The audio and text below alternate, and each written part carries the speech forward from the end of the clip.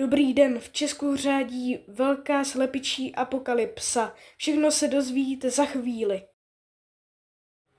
Co si o tom myslíte, paní Koblíšková? No, Bertík, on je takový lumpík. No, on mě utekl z kurníku a on je takové dynamo, víte? Co si o tom myslíte, pane Sněhuláku?